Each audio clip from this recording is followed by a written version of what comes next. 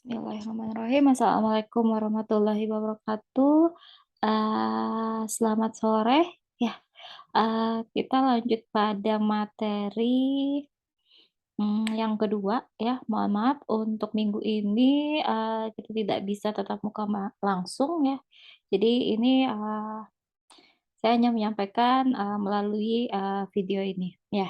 Jadi materi yang kita akan bahas minggu ini adalah terkait dengan latmeh ya.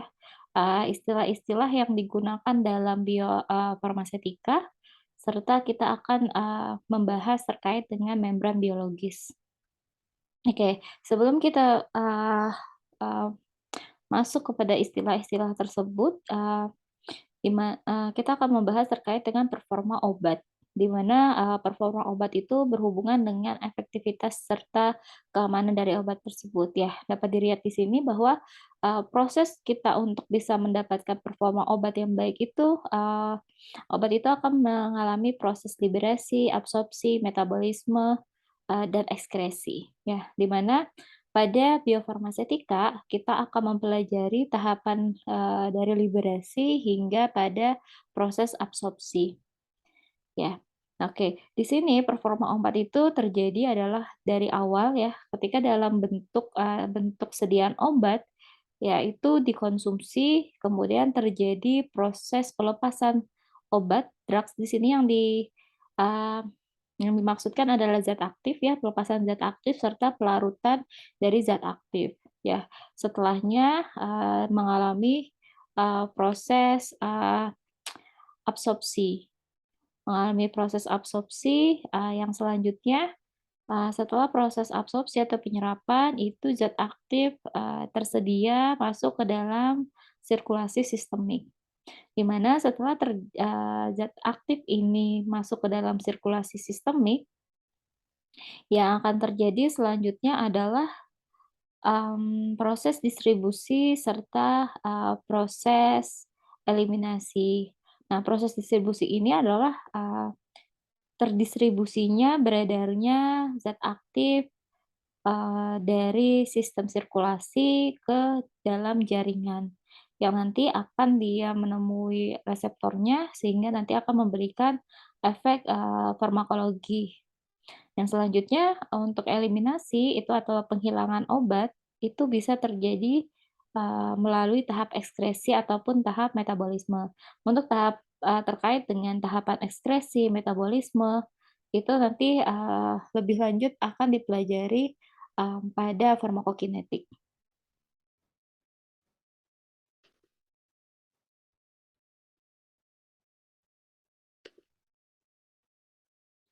Nah, yang selanjutnya, berikut adalah fase biofarmasetika yang dialami obat, di dalam tubuh. Ya, jadi, fase biofarmasetik, yang, telah saya sampaikan sebelumnya di minggu lalu, itu kita mempelajari, tahapan ya, tahapan yang dialami obat sampai pada obat tersebut diabsorpsi atau diserap dan beredar ke sirkulasi, ya, sirkulasi tubuh atau peredaran darah. Nah, yang pertama, kita ketahui dalam, farmasetika, bentuk-bentuk obat itu ada 3 jenis ya, ya obat bentuk padat, solid, obat bentuk setengah padat, semi solid, ataupun, obat dalam bentuk cair atau liquid, ya.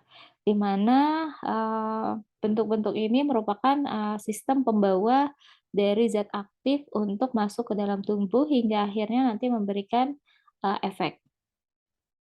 Yang pertama yang pertama ini adalah obat ya, obat. Obat ini terdiri dari zat aktif dan pembawa. Pembawa ini adalah eksipien ya. Kemudian pada saat dia masuk ke dalam tubuh, ya, masuk ke dalam tubuh, dia akan mengalami fase liberasi atau pelepasan, ya. Fase pelepasan ini akan menghasilkan dispersi padatan dari zat aktif. Ya, jadi bayangannya adalah misalnya obat yang dimaksudkan pertama ini adalah berupa tablet.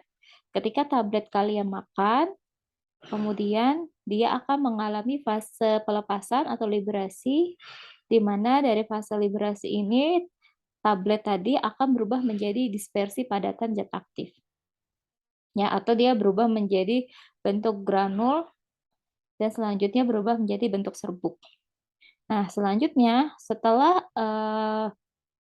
obat ini ya berubah menjadi dispersi padatan, kemudian dia akan mengalami proses disolusi atau pelarutan. Nah, proses disolusi ini atau pelarutan ini terjadi akan menghasilkan dispersi molekuler zat aktif. Ya, dispersi molekuler zat aktif. Jadi zat aktif yang awalnya bentuknya dispersi padatan, ketika masuk ke dalam proses disolusi akan berubah menjadi bentuk dispersi molekuler. Ya, bayangannya itu seperti ini.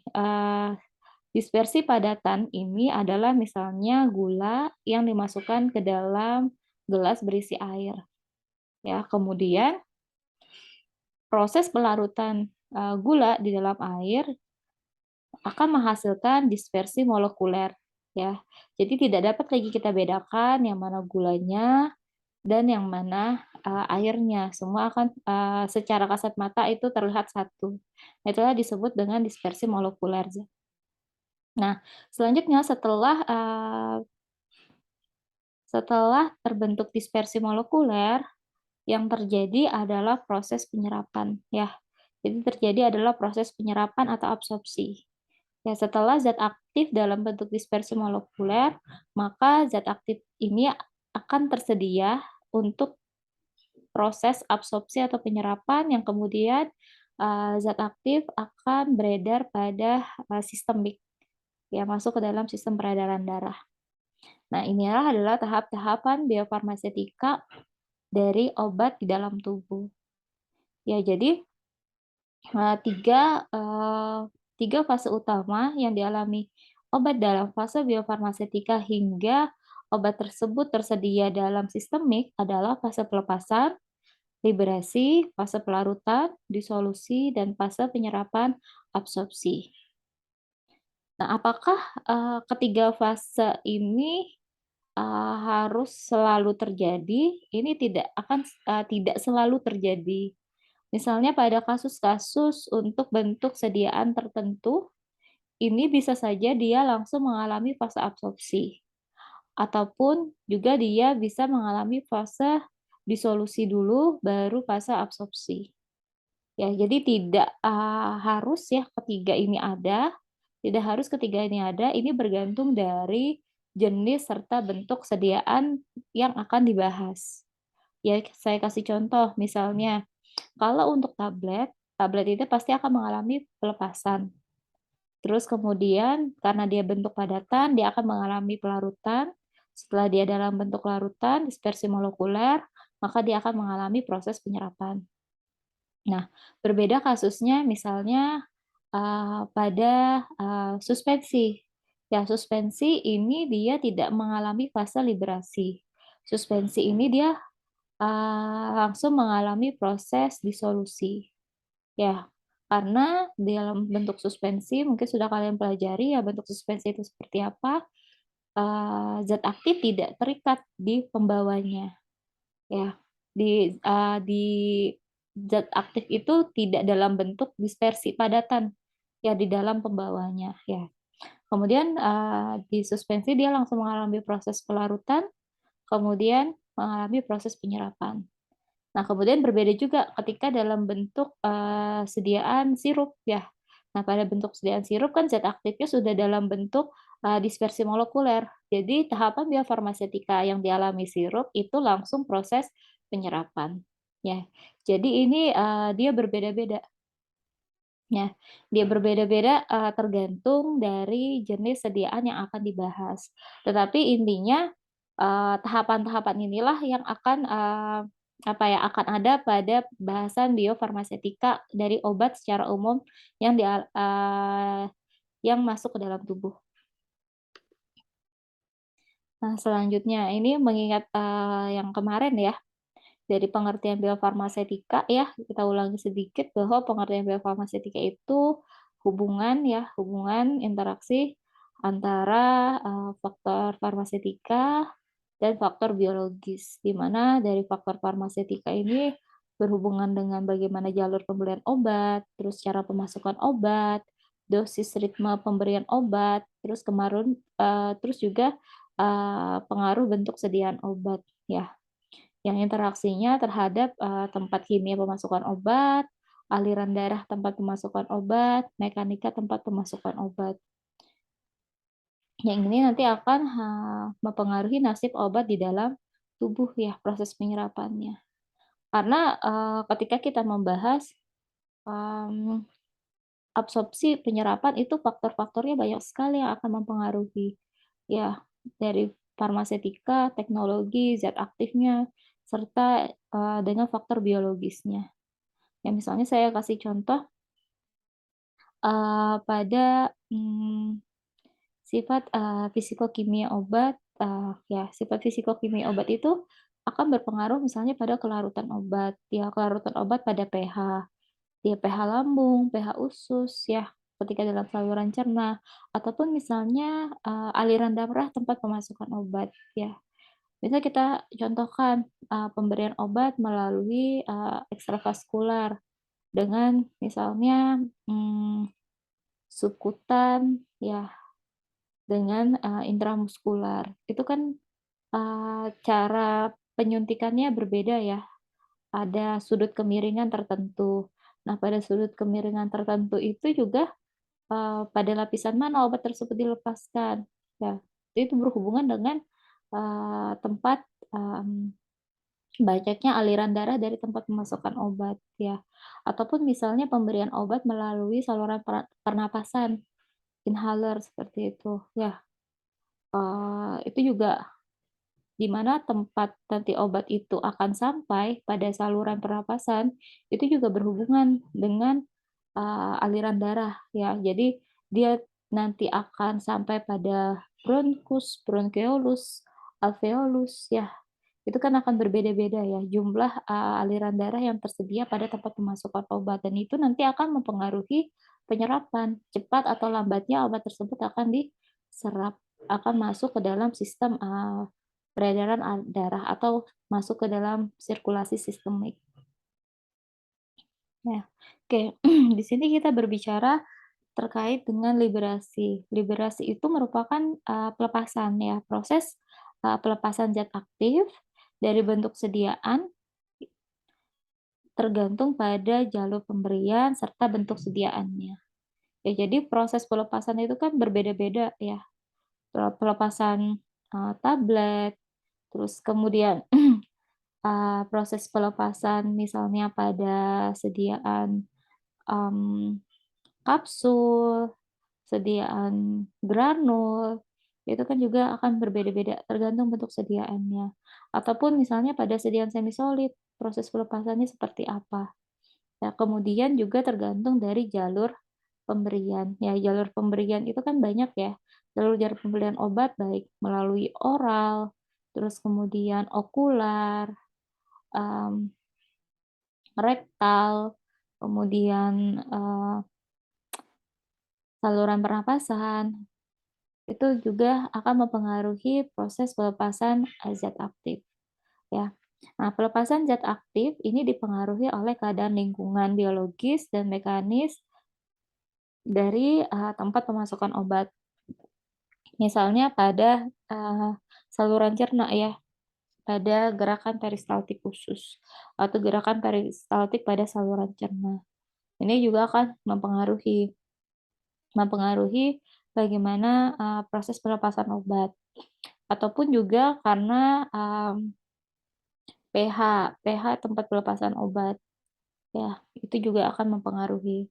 Kemudian pada tahapan liberasi ini diperoleh suatu dispersi halus padatan zat aktif dalam cairan tempat obat masuk ke dalam tubuh.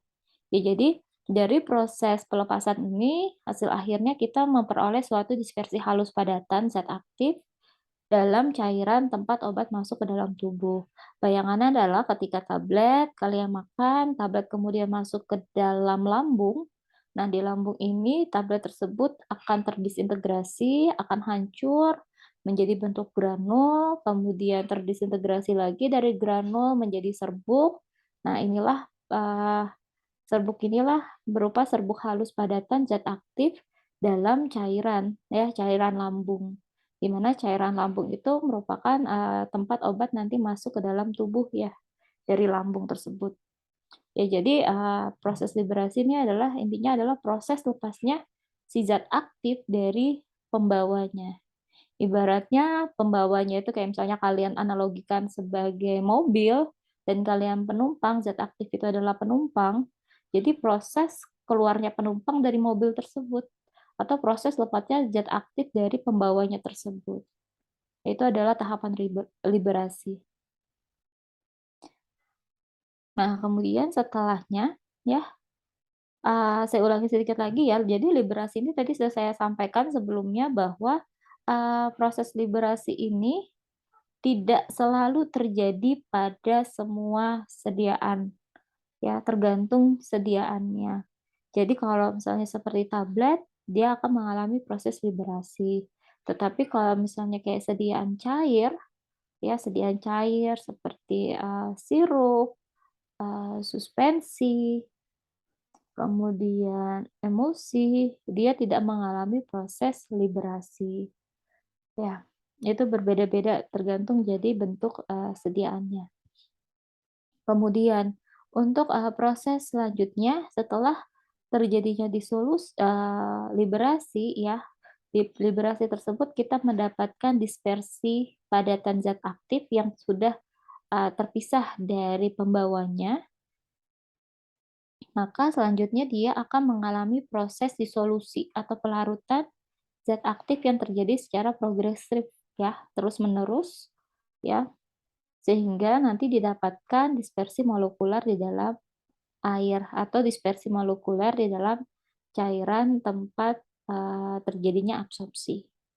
Nah, tahapan disolusi ini merupakan tahapan yang harus ya, jadi yang harus terjadi agar selanjutnya zat aktif tersebut bisa terserap. Jadi harus di sini adalah ketika zat aktif tersebut berbentuk padatan. Ya, jadi kalau misalnya seperti sirup ya, seperti sirup itu dia tidak terjadi disolusi dong ya, karena sirup ini kan sudah zat aktifnya sudah dalam bentuk dispersi molekuler. Ya, jadi dia kalau sirup dia langsung ke dalam tahap absorpsi. Nah, tetapi kalau untuk zat-zat aktif ya yang pada saat pemberiannya itu dia uh, berbentuk dispersi atau berbentuk padatan, maka dia harus melalui proses pelarutan terlebih dahulu, baru kemudian dia dapat diserap. Ya logikanya seperti ini.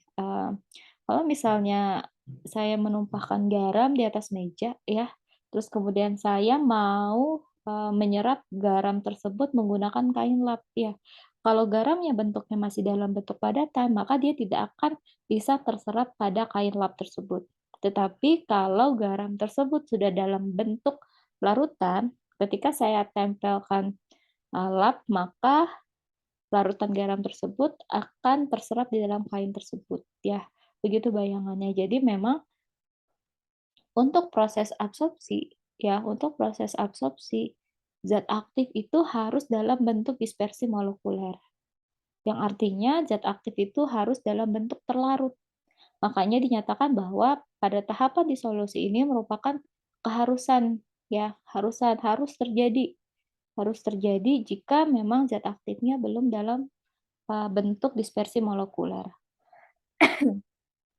Nah, tetapi tahapan-tahapan ini juga, tahapan ini uh, untuk obat yang dibuat dalam bentuk larutan zat aktif dalam minyak, misalnya seperti emulsi, ini bukan proses pelarutan yang terjadi, tetapi proses ekstraksi ya. Proses ekstraksi, ekstraksi si zat aktif dari minyaknya. Jadi kan zat aktifnya sebenarnya sudah dalam bentuk terlarut kan ketika dia masuk ke dalam tempat absorpsi gitu, sudah dalam bentuk dispersi molekuler. Jadi dari dispersi molekuler itu nanti dia tinggal terekstraksi keluar sehingga nanti dia kontak dengan cairan tempat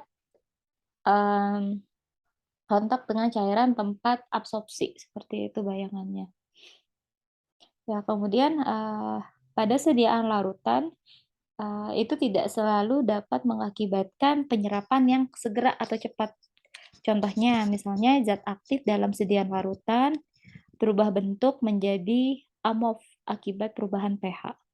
Jadi gini, misalnya ada pertanyaan, menurut kalian, eee, lebih cepat yang mana ya, lebih cepat yang mana antara tablet dan sirup untuk diserap? Yang lebih cepat yang mana? Antara tablet dan sirup untuk mengalami proses absorpsi. Nah, secara logikanya kita pasti menjawab ya tentu saja sirup. Karena kan zat aktifnya di dalam sirup sudah terlarut. Jadi ketika kita konsumsi, maka dia akan langsung terserap. Sedangkan kalau tablet, tabletnya harus hancur terlebih dahulu, menjadi granul, granulnya hancur menjadi serbuk, serbuk zat aktif kemudian harus terdisolusi dulu, baru dia bisa terserap. Kalau dari tahapan-tahapan tersebut, ya sepertinya memang sirup itu akan lebih cepat untuk diserap.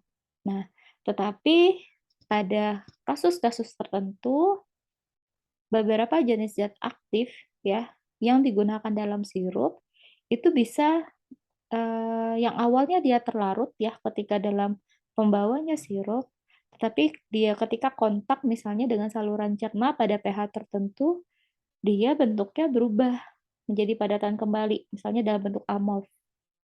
Maka kalau hal tersebut mungkin saja akan lebih cepat tablet untuk diabsorpsi.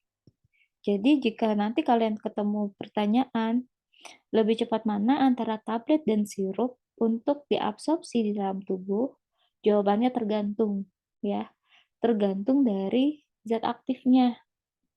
Ya, karena tidak semua zat aktif di dalam sirup itu ketika kontak dengan cairan tempat penyerapan, dia akan tetap menjadi bentuk dispersi molekuler.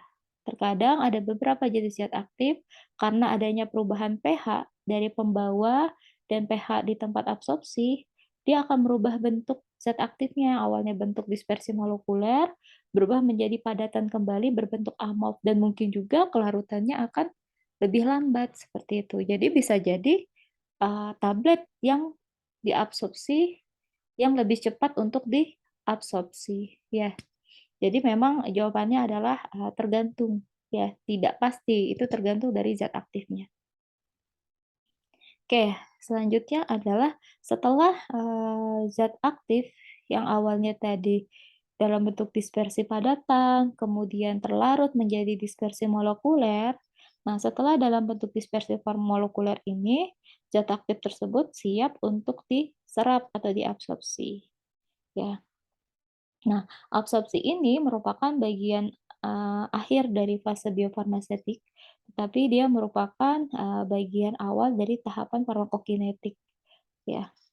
Jadi kan setelah proses absorpsi berlangsung, berakhirlah proses, biofarmasetika, bahasan kita biofarmasetika, kemudian dia akan masuk ke dalam tahapan farmakokinetik. Kita menghitung kinetika, jumlah obat yang masuk ke dalam sirkulasi, kecepatannya, distribusinya, kadar kadar puncaknya, kadar steady state seperti itu ya.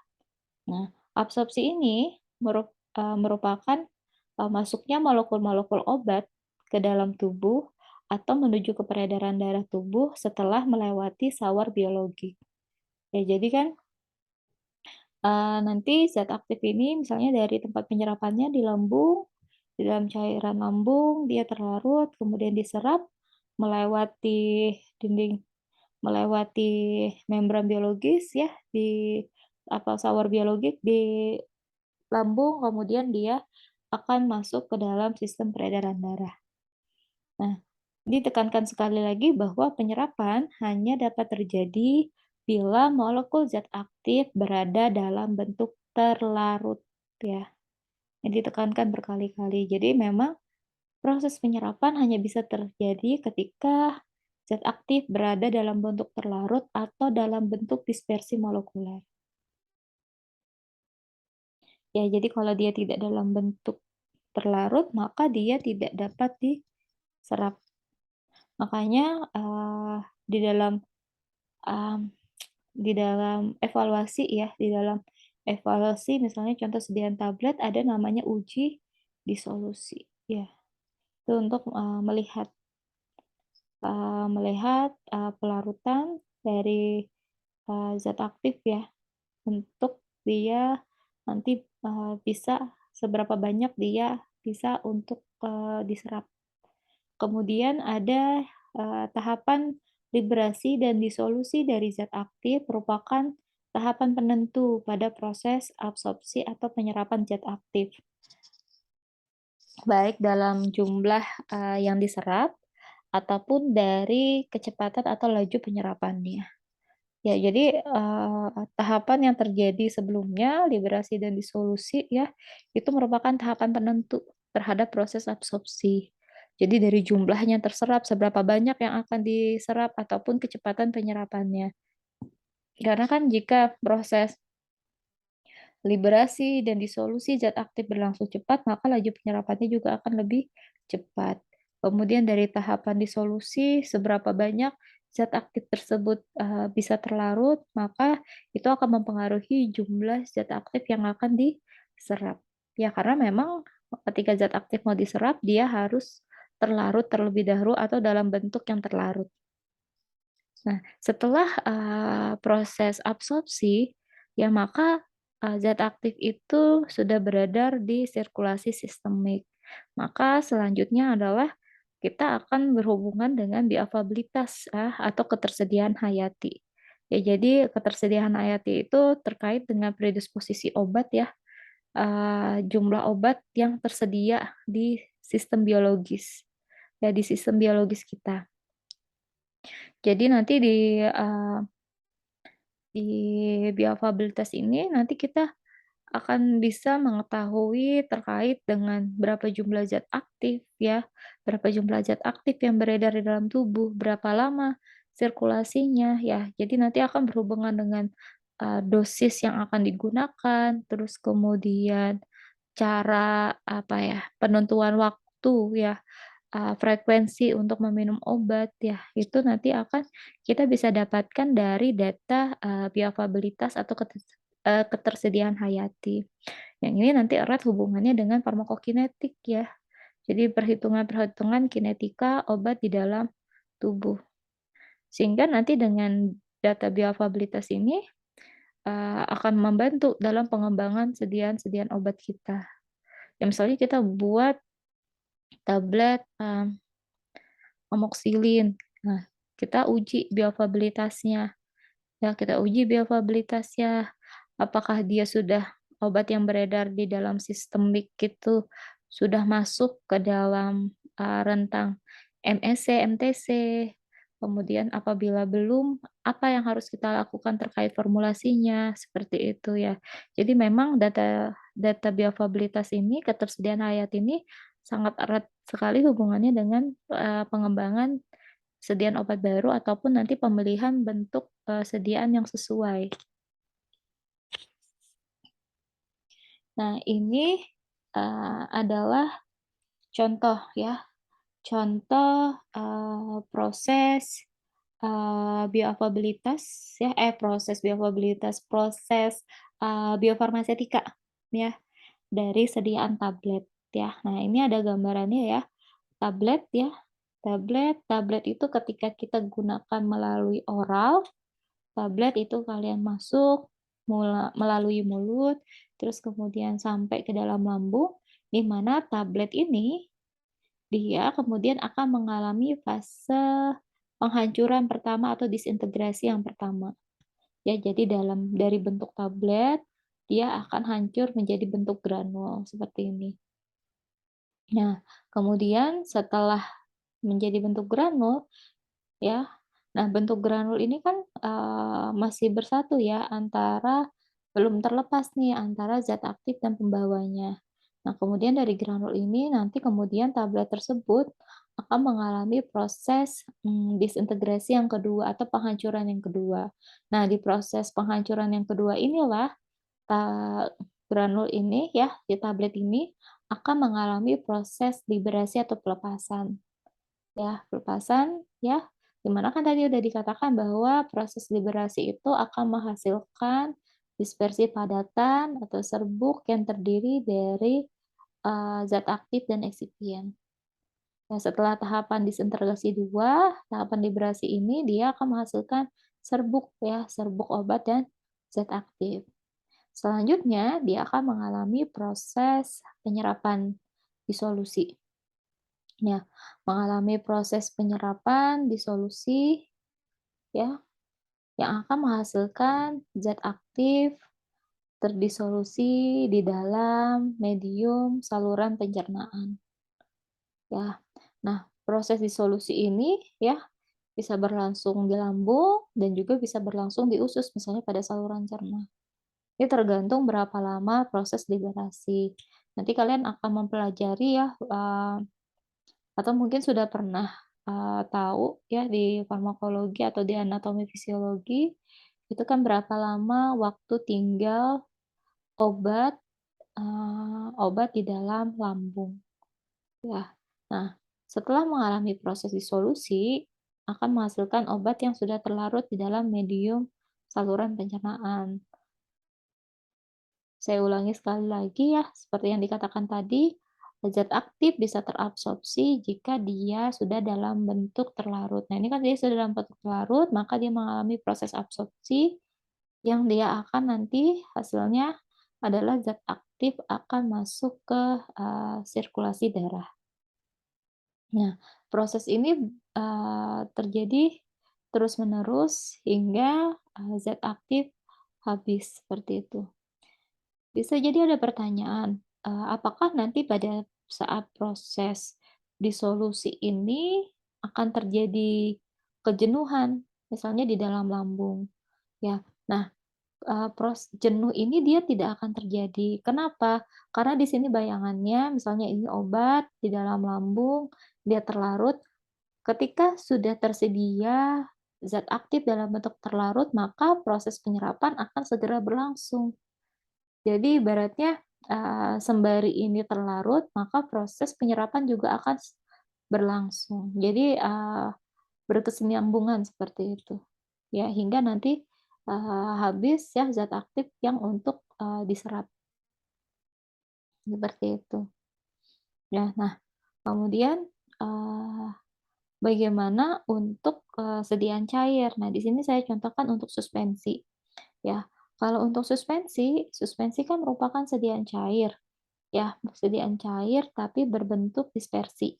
Ya, di mana zat aktifnya di suspensi ini dia bukan dalam bentuk terlarut, tetapi zat aktifnya di dalam suspensi ini berbentuk dispersi padatan. Nah, untuk suspensi, dia tidak mengalami proses disintegrasi ataupun proses liberasi. Karena ketika suspensi digunakan, ya, ketika masuk ke dalam saluran cerna, dia sudah dalam bentuk dispersi padatan. Nah, yang kemudian terjadi adalah dia zat aktifnya mengalami proses pelarutan atau disolusi. Ya, terjadi proses disolusi, menghasilkan zat aktif yang sudah terlarut di dalam medium saluran cerna, kemudian dia akan mengalami proses penyerapan atau absorpsi. Ya, absorpsi, terus kemudian zat aktifnya masuk ke dalam sirkulasi. Ya, jadi, seperti saya katakan yang sebelumnya ya, bahwa proses liberasi ini tidak semua bentuk sediaan, jenis sediaan mengalami liberasi, tergantung jenisnya. Kayak tablet dia mengalami, tetapi seperti suspensi dia tidak mengalami. Kalian bisa membayangkan ya, bagaimana nanti misalnya, pada, sediaan padat yang lain, selain tablet kan misalnya ada kapsul. Kalau kapsul kira-kira apa yang akan terjadi? Terus kemudian bagaimana kalau dengan tablet, misalnya mmm, tablet yang disalut? Ya, tablet yang disalut itu kira-kira bagaimana proses, biofarmasetikanya? Apakah dia tablet disalut itu langsung mengalami disintegrasi atau tidak? Ya, karena kan untuk misalnya kayak tablet disalut, dia ada penyalutnya. Apakah kalau penyalutnya itu tidak hilang, terlebih dahulu dia akan mengalami disintegrasi. Ya kira-kira kalian bisa bayangkan itu bagaimana proses biofarmasetikanya. Ya, nah kemudian kita masuk pada materi membran biologis. Ya, nah membran biologis ini sangat erat sekali hubungannya dengan proses penyerapan. Ya, di mana proses penyerapan ini kan diperantarai oleh membran biologis ya. Jadi kan mungkin kalian sudah dapat di biomedis, farmakologi, ataupun di biologi sel ya, bahwa membran biologis ini kan merupakan tempat pertukaran zat ya. Jadi tempat pertukaran zat atau keluar masuknya zat ya yang masuk ke dalam sel. Jadi dalam proses penyerapan kan berarti kan ada perpindahan ya, perpindahan dari tempat penyerapan ke dalam sirkulasi. Ya, itu akan melewati membran biologis. Jadi memang kita harus tahu membran biologis itu seperti apa. Ya. Nah, untuk membran biologis ada dua konsep eee, utama ya, dua konsep populer yang menjelaskan terkait dengan membran biologis. Yang pertama itu ada konsep yang diberikan oleh Stein and Daniel. Jadi kan membran biologis ini menurut Stein and Daniel itu penggambarannya sederhana. Jadi membran biologis ini terdiri dari lapisan molekul lipid ya, lipid protein ya yang ganda ya. Jadi membran protein lipid yang ganda. Nah, kemudian sedangkan untuk konsep yang struktur mozaik cair, di mana konsep struktur mozaik cair ini merupakan konsep yang sekarang banyak yang kita gunakan ya dalam menggambarkan terkait sifat membran biologi. Nah, konsep struktur mozaik cair ini yang dipelopori oleh Nicholson, ini dia menggambarkan bahwa membran biologi ini bukan hanya terdiri dari lipid bilayer ya, tidak cuma terdiri dari membran lipid bilayer, tetapi membran biologi ini di apa ya, dianalogikan sebagai lapisan ya, lapisan semi permeabel yang terdiri dari lapisan lipid bilayer serta protein yang terintegrasi di antara lapisan lipid bilayer tersebut. Di mana protein-protein ini sendiri terdiri dari protein integral ya dan protein eksternal yang nanti memang akan membantu fungsinya yang membantu dalam proses perpindahan zat. Ya mungkin ini kalian sudah pernah dapat kali ya di mata kuliah yang lain. Ya, jadi bayangannya seperti ini. Ya, kalau menurut Stein and Daniel ya konsep awalnya eh, membran biologis ini terdiri dari phospholipid bilayer ya di mana bagian kepala merupakan bagian yang hidrofilik, kemudian bagian ekor ya, bagian ekor yang di tengah ini merupakan bagian eh, lemak ya, fatty acid atau hidrofobik yang sifatnya tidak suka air. Nah, di mana konsep stand and denial ini tidak menjelaskan ya, tidak menjelaskan bagaimana nanti nasib zat-zat yang sifatnya polar ataupun molekul-molekul yang terlarut. Karena menurut Stan and Daniel ini, dia hanya menjelaskan bahwa zat yang larut dalam lemak itu lebih mudah melintasi membran biologis. Tapi di konsep ini tidak menjelaskan bagaimana nasib dengan zat-zat lain, ya seperti molekul bermuatan ataupun molekul-molekul yang sifatnya polar, ya atau molekul-molekul yang terlarut seperti itu. Nah, sedangkan pada konsep struktur mozaik cair ini dia karena penjelasannya dia membran tersebut terdiri dari suatu sistem yang lebih kompleks yang tidak hanya terdiri dari phospholipid bilayer tetapi juga terdiri dari protein ya protein yang terintegral di dalam, di antara phospholipid bilayer ya. Di sini juga dia menjelaskan bahwa, protein-protein ini, dapat menjadi salah satu, fasilitator untuk, perpindahan zat, seperti itu. Ya, jadi di sini penggambarannya dia lebih kompleks. Jadi bagian-bagian ini masing-masing ya punya peran tersendiri terkait membantu proses perpindahan zat, reaksi ataupun memang perlindungan, terhadap, inti sel, seperti itu. Ya, ini penjelasannya. Ya, jadi, step Stein and Daniel ini, dia terkait dengan teori lipid bilayer bahwa membran plasma itu disusun oleh 2 lapisan, terdiri dari fosfolipid ya, di mana bagian kepala yang sifatnya hidrofilik, suka air, dan bagian ekor sifatnya hidrofobik ya. Jadi pada bagian ekor ini dia lipid ya, pada bagian kepala ini dia, fosfo ataupun di sini protein. Nah, pada teori ini menjelaskan bahwa zat aktif yang terlarut dalam lemak itu lebih mudah berpenetrasi melewati membran sel dibandingkan dengan molekul yang sifatnya polar. Nah, pada teori ini dia tidak memperhitungkan tentang difusi air, terus kemudian molekul-molekul kecil, ataupun juga molekul ion-ion bermuatan tertentu itu bagaimana perlintasannya. Padahal kan kalian pernah mempelajari ya, misalnya pada sistem diuretik gitu ya, atau kanal ion ya.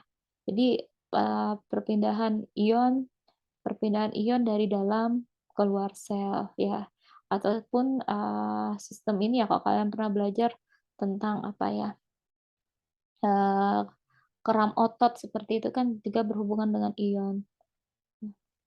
Nah di sini kemudian sedangkan pada, eee, konsep, mozaik cair ya, oleh Singer and Nicholson ini memang, membran biologis itu digambarkan mmm, seperti lapisan ya, lapisan yang, semi permeable yang dia, tidak permanen, terus kemudian terdiri dari, eee, tersusun atas, protein-protein yang tersebar seperti mozaik ya di dalam, di antara, lapisan lipid bilayer. Nah, pada pada konsep ini dia juga menjelaskan tentang difusi transeluler dari molekul-molekul yang sifatnya polar. Teori ini juga menjelaskan bahwa sel membran itu terdiri dari protein globuler yang tertanam dalam cairan dinamis dari lipid bilayer. Makanya teori ini disebutnya teori mozaik cair, ya karena dia dianggap eee, berupa seperti lapisan dinamis seperti itu. Nah, protein ini ya, protein-protein yang tertanam dari lapisan lipid bilayer ini, itu menyediakan jalur jalur untuk perpindahan selektif dari molekul-molekul polar tertentu, serta ion-ion ya bermuatan untuk dapat melintasi, lipid, bilayer, ya. Jadi, pada Singer and Nicholson ini juga menjelaskan ya, bahwa, pada membran biologis itu terdapat beberapa, jenis pori dengan ukuran yang berbeda-beda, di mana pori tersebut ya, berfungsi sebagai jalur perlintasan untuk air, untuk ion, ataupun zat-zat terlarut. Misalnya contohnya di sini seperti urea. Ya jadi memang, eee, konsep yang, paling mendekati terkait dengan membran biologis adalah dari konsep, mozaik cair. Nah, berikut ini adalah jalur, lintas membran, ya. Jadi kan karena kita membahas tentang proses absorpsi, berarti kan perpindahan dari satu bagian ke bagian lain, di mana perpindahan tersebut itu diperantarai, melewati membran biologis, ya. Nah, jadi jalur perlintasannya ini sebenarnya ada dua jenis utama, baik yang, transseluler, di mana mekanisme pergerakan obat itu dia melintasi sel. Kemudian ada juga yang paraseluler. Paraseluler ini, perlintasan, obatnya, mekanismenya itu melewati, tight junction ya, tight junction atau, di sela-sela, dari, sel ya. Jadi ada celah antar sel itu dia melewati itu. Biasanya untuk paraseluler ini umumnya, untuk senyawa-senyawa polar, di mana kan memang, dikatakan tadi bahwa, lapisan, lipid bilayer ya, membran biologis ini kan terdiri dari lapisan lipid bilayer, di mana lapisan lipid bilayer itu, menyebabkan sulitnya untuk senyawa-senyawa polar melintasinya. Jadi memang agak susah untuk senyawa-senyawa yang sifatnya polar untuk dapat melalui mekanisme transport, transseluler. Ya karena memang terharang ya, terharang dengan sifat membran biologis. Makanya senyawa-senyawa polar ini umumnya dia melewati jalur, paraseluler ya, melalui bagian, tight junction ya. Jadi ibaratnya di antara, bagian-bagian di antara sel. Nah, untuk, proses absorpsi, ya, proses absorpsi ini, bisa terjadi melalui 2 mekanisme, ya. Jadi, bisa transseluler, bisa paraseluler, ataupun salah satunya saja, tergantung dari sifat zat aktif, ya. Nanti di pertemuan mendatang akan dijelaskan lebih detail terkait, jalur perlintasan membran. Jadi, nanti kita akan mempelajari terkait, jalur perlintasan membran ya, melalui sel ini, ada yang difusi pasif, ya difusi aktif, terus kanal ion, terus, proses endositosis, ya itu kan, kalian sepertinya sudah familiar lah dengan, mekanisme-mekanisme tersebut. Nanti di pertemuan mendatang, itu akan kita, bahas lebih lanjut ya, terkait, lebih spesifik, bagaimana mekanisme perlintasan, membran ya, dari, obat ya. Jadi bagaimana caranya obat itu bisa melewati membran biologis, apa saja mekanisme yang bisa terjadi. Oke, nah selanjutnya selanjutnya di sini saya mau memberikan kalian tugas ya.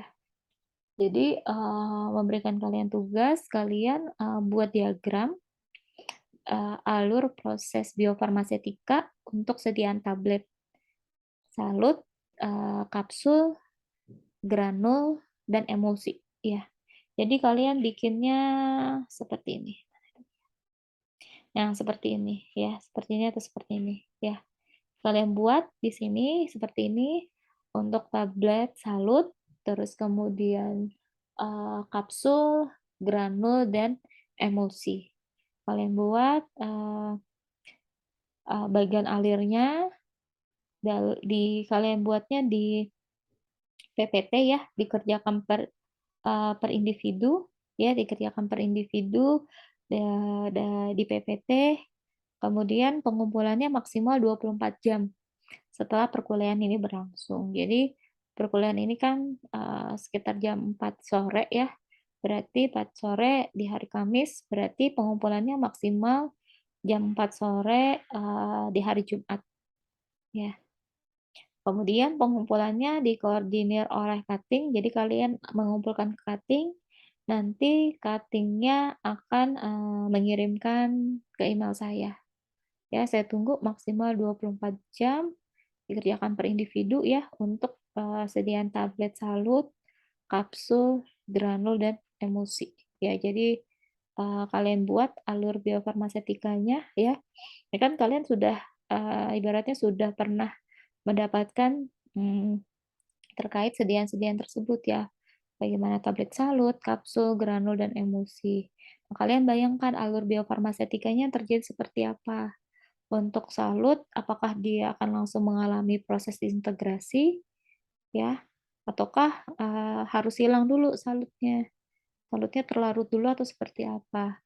Kemudian untuk kapsul seperti apa, granul, dan emulsi ya, itu kalian buat di, dalam bentuk, PPT ya, bentuk, diagram alir seperti tadi, terus, dibuat dalam bentuk, di PPT.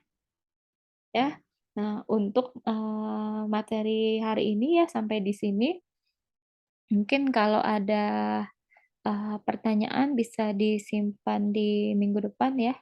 Di minggu depan, pertemuan selanjutnya untuk ditanyakan ke saya jika ada, materi-materi atau penjelasan yang masih, kurang jelas untuk kalian.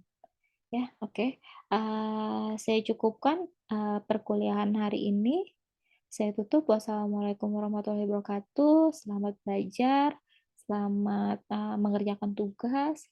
Terima kasih, salam sehat selalu, salam untuk keluarga kalian. Saya tutup perkuliahan hari ini. Terima kasih.